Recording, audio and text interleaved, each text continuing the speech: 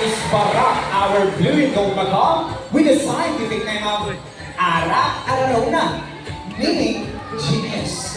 Why are they called geniuses? Because they have the mental capacity of a 4-year-old child po. So magkasing talino lang ni Barak, ang 4 na taong gulang na bata. Just like those parents guys, si Barak ay may tinatawag na zygodactyl.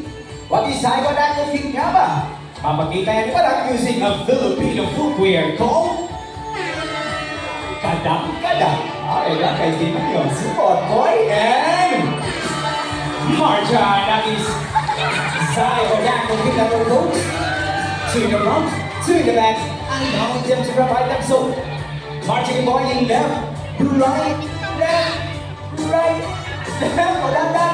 and good boy. Barak, kinagdahil daw dyan boy. O may high five tayo ng Kuya Sari. O high five muna. Alright, high five. Wow. At syempre, one more pala Kuya Sari. One more. O high five. Alright, at syempre guys, malambing din ito si Barak. Napakasit at lambing ito ni Barak folks. Okay na Barak. Kiss to Kuya Sari. Love it. Kiss to Kuya Sari. Kiss to At syempre, hindi lang yan. Ito yung gusto ni Kuya Barak. Medyo nabigil pa daw sila. Okay na Barak. Ito yung gusto ni Kuya Cyril guys. Isa pa ha. Now, kiss ulit kay Kuya Cyril Barak. Pero sa... O, asan gusto nyo guys? Handa ka Kuya Cyril. Okay na Barak. Kiss to Kuya Cyril sa lips daw. Sa lips. Alright, kapag sa tindigan yan, si Barak ay isang eco warrior team. Who here segregates their trash? Sino sa inyo dito nag-segregate? Ang kabilang mga basura. Ano? Kasi naman. Segregate. Okay, we have mom. Si mama of the others. Okay, sila atin, si kuya. Alam niyo ba, hindi nag-segregate? Ano po kayo mahapon tuturuan tayo para paano mag-segregate ang kanyang basura? So ano nang dyan kuya Cyril? Alright, ang ating basurahan, we have a non-biodegradable bin or hindi nabubulong mo. And also we have a biodegradable bin or nabubulong po. At wait lang, i-check mo na yan parang guys kung gumagana ba? Ay habang yung isa boy. Ayan, pag-ready na si parang Kuya Cyril ng Kuya Cyril at they can't free na basura. 1, 2, 3, and go! Okay, muna pupunin yung parang hooks a piece of plastic which is gonna go to the non-biodegradable bin. Good boy!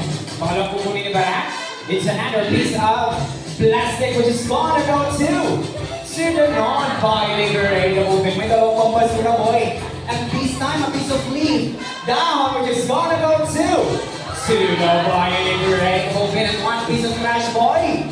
Leave or down, saan nga, wala na kaya ang down to the biodegradable bin. Palakpakan po natin si Barak folks. As you can see, guys, kung kaya parang mag-segregate ng basura, syempre, kaya din natin folks, lalo na sa ating mga heroes. Alright ba? Okay na guys, at dahil galing pala boys, ito parang magpapaalam na po siya folks. Okay, ito mga mamas yung natin sa mga kuyas. Wave bye-bye na ba? Wave bye-bye, everybody, wave bye-bye.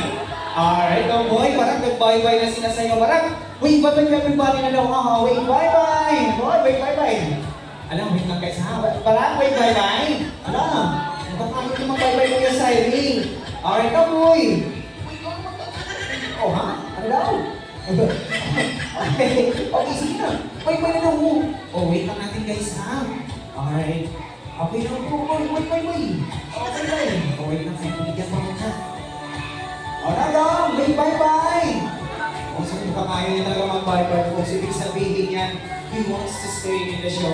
Pero again guys, we need to highlight our other animals naman po. Okay, once again folks, that is Barak, our blue kong tatlo with Kuya Cyril. Palakpakan po natin silang dalawa at syempre si Kuya.